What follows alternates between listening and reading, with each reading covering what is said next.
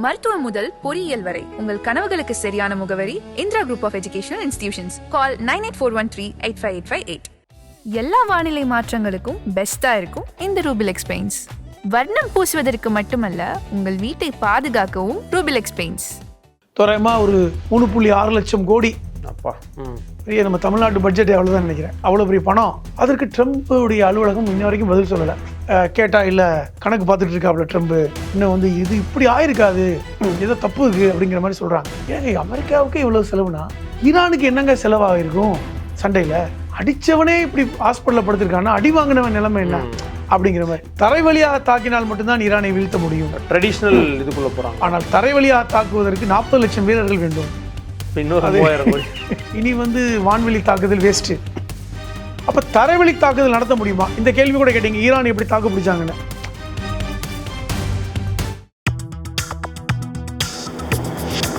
Delivering smiles all around the professional careers.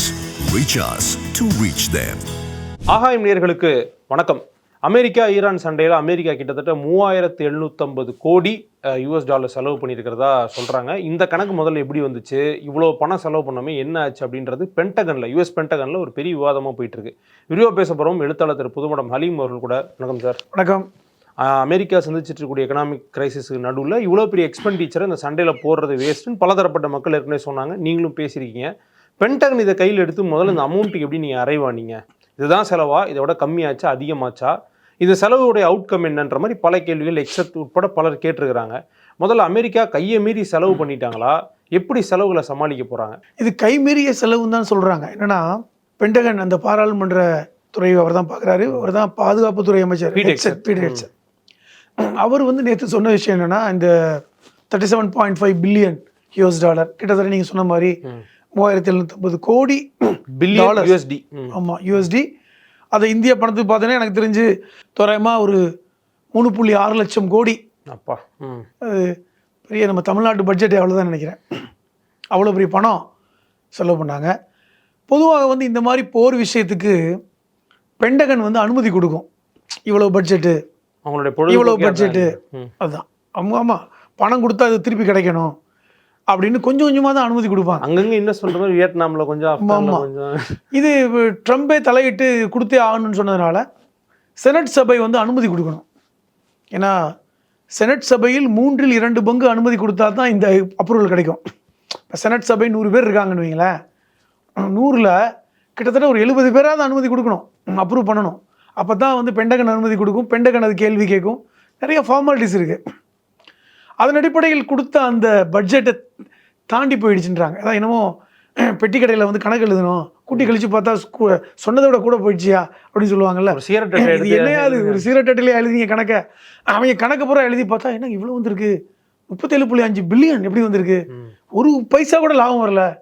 ஏடா, ஒத்த பைசா சம்பாதிக்காம எவ்வளோ செலவு பண்ணியிருக்கீங்களா? எப்படி இது வந்ததுன்னு கேட்குறாரு அவர். இது அது கரெக்டா பொய்யா, எப்படி இந்த அமௌண்ட் வந்தது? இந்த சம் அங்கே இருக்கின்ற அந்த பென்டகன் ஆடிட்டிங் ஜெனரல் என்ன சொல்கிறாருன்னா, இன்னுமே வரும், இந்த கணக்கு வந்து முடிவில்லை, இதோட கூட தான் வர்ற மாதிரி இருக்கு. ஹெக்ஸத்துக்கு சொல்லப்பட்ட பதில் இது வந்து இன்னும் கிளாரிட்டி கிடைக்கல. இப்போதைக்கு கொடுக்கப்பட்டதில் கொடுத்துட்டோம். அப்போ இதுக்கு மேலே செலவு இருக்கு. ஏன்னா அதிர்ச்சி ஆகிட்டாங்க செனட் சபை. இப்போ இன்னொன்று, செனட் சபையுடைய செனட்டர் தேர்தல் நடக்க போகுது. 3/2 பங்கு ஆதரவு வேணும். பொதுவாக செனட் சபை வந்து எவரி 2 வருஷம் ஏதாவது ஒரு பக்கம் நடந்துக்கிட்டே இருக்கும். இப்போ எனக்கு தெரிஞ்சு ஒரு 100 பேரில் ஒரு 20லேருந்து 30 பேருக்கான செனட்டர் தேர்தல் நடக்க போகுது. அப்படியா சார்? அங்கே ஒரே நாடு ஒரே செனட்? அப்படி கிடையாது. ஒரே நாடு ஒரே ஜனாதிபதி மட்டும் தான் அப்படி. மற்றதெல்லாம் மாறி இருக்கும். அது வந்து கிட்டத்தட்ட 6 வருஷம். அங்கேயே அப்படி தான் நடத்துறாங்க. ஜனாதிபதிக்கு 4 வருஷம், செனட்டருக்கு 6 வருஷம். அப்போ எவ்ரி 2 இயர்ஸ் நடக்கும். அப்போ வந்து இப்போ இந்த செனட்டர் தேர்தலில் இது எதிரொலிக்கும் அப்படிங்கிற மாதிரி ஒரு பக்கம். இவ்வளோ செலவு எப்படி ஆச்சு அப்படிங்கிறது முக்கியமானது. அதற்கு ட்ரம்ப்புடைய அலுவலகம் இன்ன வரைக்கும் பதில் சொல்லலை. கேட்டால் இல்லை, கணக்கு பார்த்துட்டு இருக்காப்புல ட்ரம்ப். இன்னும் வந்து இது இப்படி ஆயிருக்காது, ஏதோ தப்பு இருக்குது அப்படிங்கிற மாதிரி சொல்கிறாங்க. ஏன்னா இவருக்கு கேட்ட தொகை என்பது இவ்வளோ தொகை இல்லை. நாங்கள் இவ்வளோலாம் நாங்கள் எதிர்பார்க்கல. கிட்டத்தட்ட 3750 கோடிலாம் வந்து ஆகும்ல எதிர்பார்க்கல. ஒரு மாதத்திற்குள் சண்டையை முடித்து விடுவோம் தான் நினச்சோம். இது 4 மாதம் போர் நடந்துகிட்டு இருக்கு, இன்னும் போர் நடக்குது அப்படின்னு. இந்த செய்தி வந்ததுக்கப்புறம் தான் ட்ரம்ப் வந்து இல்லை நாங்கள் வந்து ஒப்பந்தம் போடுறதுக்கு பேசிகிட்டு இருக்கோம், முடிச்சிடுவோம் பிரச்சனையை சொல்லுவாங்கல்ல. இந்த வராத கடனை வந்துருச்சுன்னா அன்றைக்கி வந்துடுங்க, இன்றைக்கி முதலாளி செக்கு தரேன் இருக்காரு, நாளைக்கு வாங்கிடலானே அப்படின்னு சொல்லுவாங்கல்ல. அது மாதிரி ட்ரம்ப்பு இல்லை நாங்கள் இன்னும் 2 நாளில் வந்து ஒப்பந்தம் போட்டுருவோம். உடனே ஈரான் ரியாக்ட் பண்ணியிருக்காங்க.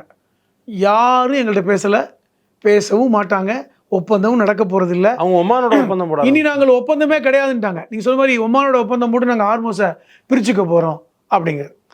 இதில் இவ்வளவு செலவாயிருக்கே அப்படின்னா இன்னொரு கேள்வி உங்களுக்கு வரும்ல, ஏங்க அமெரிக்காவுக்கு இவ்வளவு செலவுனா ஈரானுக்கு என்னங்க செலவாகிருக்கும் சண்டையில்?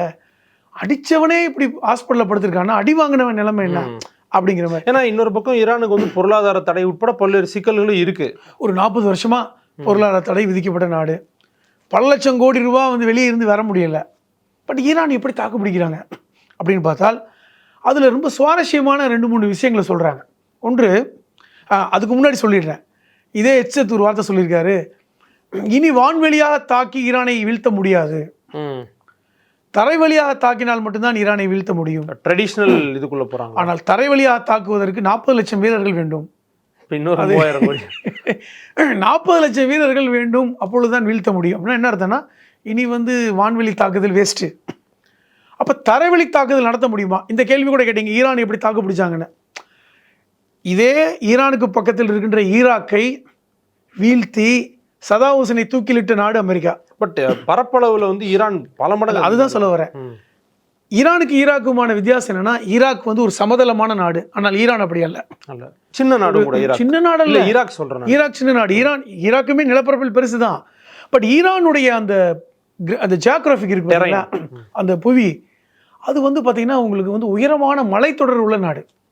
உங்களுக்கு வந்து இந்த காக்ரோஸ் மலைத்தொடர் அப்படி சொல்லக்கூடிய அந்த மலைத்தொடர் என்பது கடல் மட்டத்திலிருந்து 10,000 அடி வரை உயரம் இருக்குன்றாங்க. அது ஒரு பெரிய உயரம் இல்லை. அந்த மலைத்தொடர் வந்து அவங்களுடைய 3 பக்கமும் இருக்கிறது. நீங்கள் வந்து அந்த பாரசீக வழியாக வந்தால் கூட மலையில் ஏறி இறங்கணும். அது மட்டும் இல்லாமல் அந்த மலைத்தொடரை இறங்கிட்டிங்கன்னா அங்கே உப்பு பாலைவனம் இருக்கான். பாலைவனத்தை கிடக்கிறதே பெரிய விஷயம். சால்ட் டெசர்ட், உலகத்தினுடைய ரொம்ப ஹாட்டஸ்ட் டெசர்ட் அங்கே தான். அதான் சொல்கிறீங்க. சால்ட் டெசர்ட்டில் உங்களுக்கு வெப்பம் உலகத்தில் அதிகமாக இருக்கும். 55 டிகிரி 60 டிகிரிலாம் போகுதுன்றாங்க. இது வந்து தாங்காது, ஹேபிட்டே கிடையாது, அவங்களே கடினம், இவங்களே போக முடியாது. அப்போ இது ஒரு பிரச்சனை. இரண்டாவது ஒரு விஷயம் சொல்லியிருக்காங்க, அணு ஆயுத, அதாவது இந்த யுரேனியம் செறிவூட்டப்படுகின்ற வேலை நடக்குதுல்ல,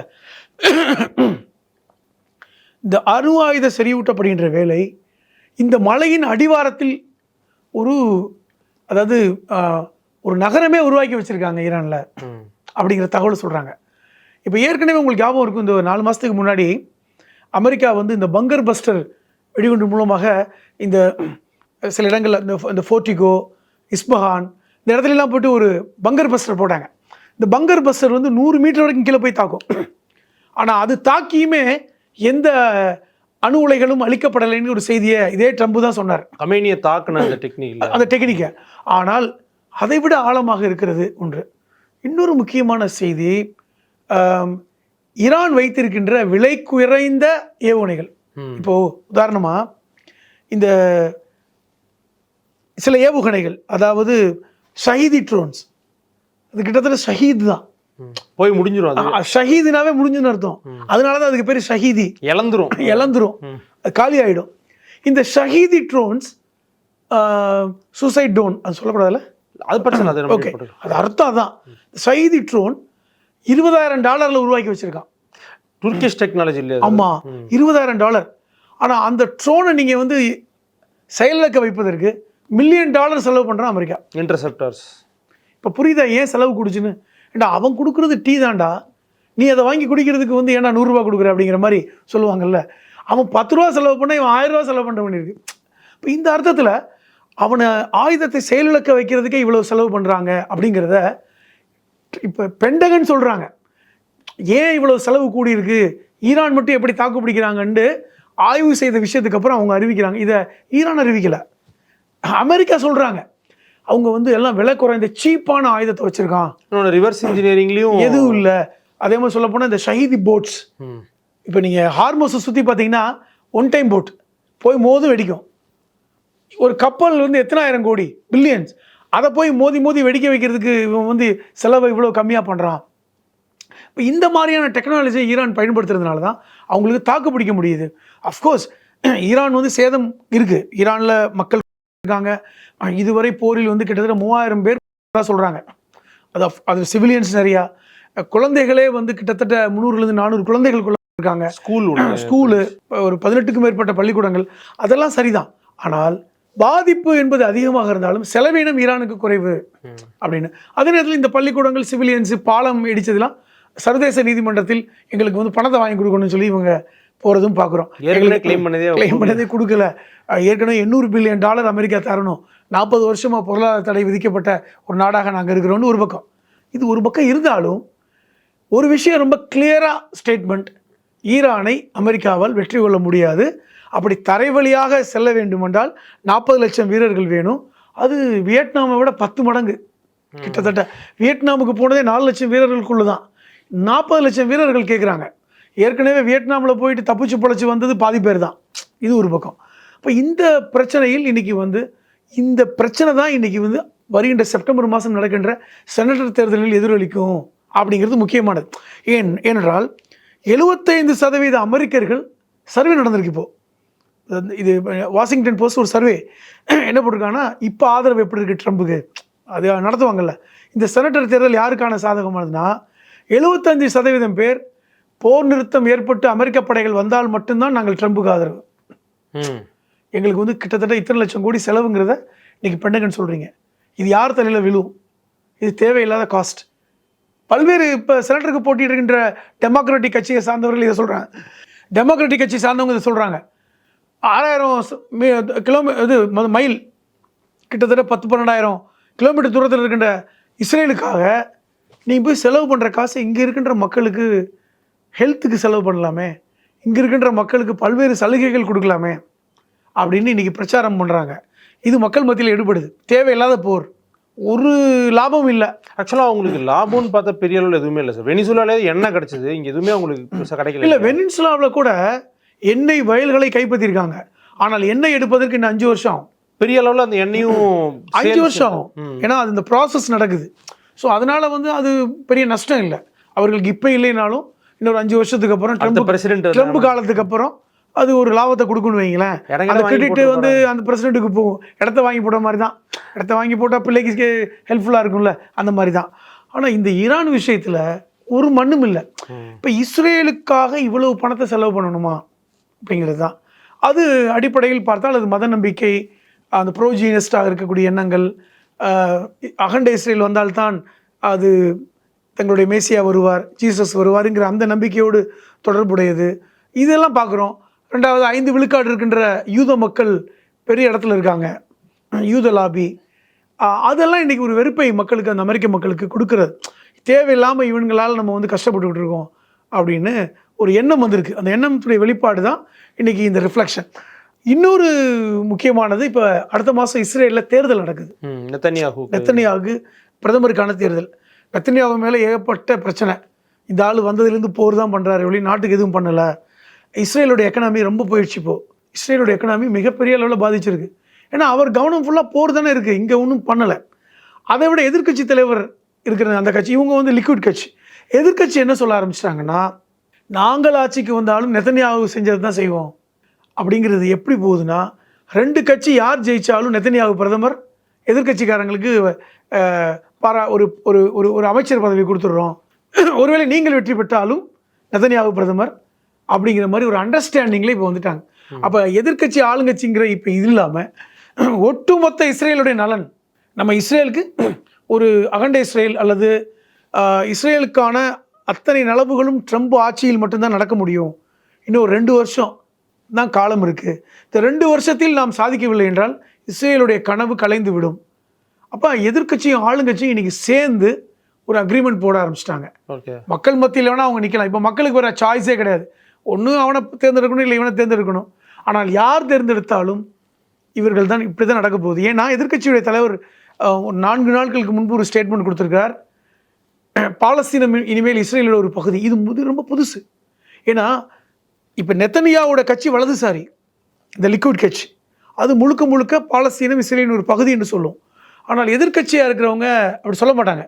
ஒரு மிதவாத வலதுசாரி. சார் 2 பேரும் இப்போ ஒரே ரெண்டு பேரும் எப்படி சொல்லுவாங்கன்னா, பாலஸ்தீனத்துக்கு தனிநாடு கொடுத்து கொஞ்சம் நம்ம அவங்கள வந்து அட்ஜஸ்ட் பண்ணிக்கணும், இந்த சண்டை வேணான்னு சொல்லுவாங்க. ஆனால் இப்போது கிட்டத்தட்ட ஒரு நேர்கோட்டில் இன்றைக்கி ஆளுங்கட்சியும் எதிர்க்கட்சியும் வந்துருச்சு. பிஜேபியும் காங்கிரஸும் ஒரு நேர்கோட்டில் வந்தால் எப்படி இருக்கும், அந்த மாதிரி ஒரு நேர்கோட்டுக்கு 2 பேரும் வந்துட்டாங்க. 2 பேரும் வந்து இன்றைக்கி எப்படி அறிவிப்பு கொடுக்குறாங்கன்னா, கொள்கை அளவில் இனிமேல் இஸ்ரேலுடைய நலன் தான் 2 பேருக்கும். நாங்கள் வெவ்வேறு கட்சிகளாக இருந்தாலும் கொள்கையில் ஒன்றாக இருக்க போகிறோங்கிற ஒரு டிக்ளரேஷன் பண்ணியிருக்காங்க. இப்போ இது என்ன நமக்கு தெரிவிக்குதுன்னா, இந்த 2 வருஷத்தில் யார் ஆட்சிக்கு வந்தாலும் இதுதான் நிலைமை. தேர்தலை ஒரு பொருட்டாக மதிக்க வேண்டாம். அதாவது மக்கள் விரும்புகிறத நம்ம மதிக்க வேண்டாம். ஏப்பா எனக்கு யாராவது ஒருத்தர் தரப்ப போடுவீங்க, அவன் வந்தால் நான் சப்போர்ட் பண்ணிக்கிறேன், நான் வந்தால் அவன் எனக்கு சப்போர்ட் பண்ண போகிறான், ஆப்ஷன் இல்லை. இப்போ இந்த மாதிரியான ஒரு நிலைக்கு நகர்த்தினால இது இப்போ இந்த போரும் அமெரிக்காவுக்கு ஒரு தலைவலியை பெருசாக கொடுத்துறதுனால இந்த அமெரிக்காவு இப்போ என்ன சொல்லியிருக்காருன்னா ட்ரம்ப், நாங்கள் ஒப்பந்தம் ஏற்படுதோ இல்லையோ, அவர் ஈரான் விரும்புதோ இல்லையோ, நாங்கள் கொஞ்சம் கொஞ்சமாக வெளியே வந்துடுவோம். இனி அங்கே போர் நிறுத்துறதுக்கு ஒரு சூழல் இல்லை. ஈரான் பயந்துட்டாங்க, ஹார்மோஸை ஓப்பன் பண்ணிடுவேன்னு சொல்லிட்டாங்க, இனி அவங்கள மிரட்டி பிரயோஜனம் இல்லை அப்படிங்கிற மாதிரி வழக்கம் போல் அவர் இந்த பேச்சை பேசுகிறத பார்க்குறோம். இஸ்ரேல் இதை பற்றி எது பற்றியும் கவலைப்படாமல் இந்த தேர்தல் விஷயத்தில் கவனம் செலுத்துகிறாங்க. மொத்தத்தில் இப்பொழுது இருக்கின்ற போர் நடப்பதை போன்ற ஒரு சூழல் இருந்தாலும் போர் பெருசாக நடக்கலை. ஏன்னா இன்றைக்கி ஹார்மோஸ் மட்டும் மூடப்படலை, செங்கடலில் ஹவுதி இருக்காங்க ஏமானில். நீங்கள் சொன்ன மாதிரி ஒமானுக்கும் ஈரானுக்கும் தான் இப்போ ஒப்பந்தம் நடந்துக்கிட்டு இருக்கு. அது எப்படின்னா ஹார்மோஸில் எவ்வளோ பங்கு, உனக்கு எவ்வளோ எனக்கு எவ்வளோங்கிற அந்த கூட்டாக பார்க்குறாங்க. அது ரிஃப்ளெக்ஷன். இன்றைக்கி ஹவுதிகள் செங்கடலை மூடிட்டாங்க, செங்கடல் வழி என்ற கப்பலும் வர்றதில்லை. இப்போ 40% கப்பல் போக்குவரத்து இன்றைக்கி ஸ்தம்பித்து இருக்கிறது. வேறு ஈஸி கிடையாது. அப்போ 100 விழுக்காடில் 40% இன்றைக்கி கப்பல் போக்குவரத்து ஸ்தம்பிப்பதன் மூலமாக இன்றைக்கி அமெரிக்காவோட எந்த கட்டுப்பாட்டிலும் இல்லை. முழுக்க ஈரானும் ஒமானும் சேர்ந்து இன்றைக்கி அந்த பகுதியை ரூல் பண்ணக்கூடிய ஒரு சூழல் உருவாயிருக்கு. எவ்வளவு இனி போர் வந்தாலும், அமெரிக்கா எவ்வளவு போர்க்களத்துக்கு போனாலும் ஈரானை வெற்றி கொள்ள வாய்ப்பில்லை என்பதை அமெரிக்காவே உணர்ந்திருக்கிறது என்பது தான் இந்த அவருடைய அந்த மினிஸ்டருடைய ஸ்டேட்மெண்ட் மூலமாக நம்ம புரிஞ்சுக்க முடியுது. ஓகே சார், இந்த சண்டையை பற்றி தொடர்ந்து நம்ம பேசிட்டு வரோம். ஒரு நாள் ஒரு புது கட்டத்துக்கு போயிட்டே இருக்குது. அது அடுத்து எப்படி போகுதுன்றதை பார்த்துட்டு பேசலாம். நன்றி சார். நன்றி.